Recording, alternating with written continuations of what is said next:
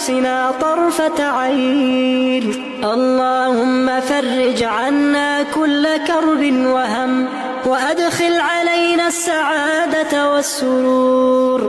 اللهم كن للمسلمين والمستضعفين في كل مكان، فرج همهم ونفس كربهم وتول أمرهم.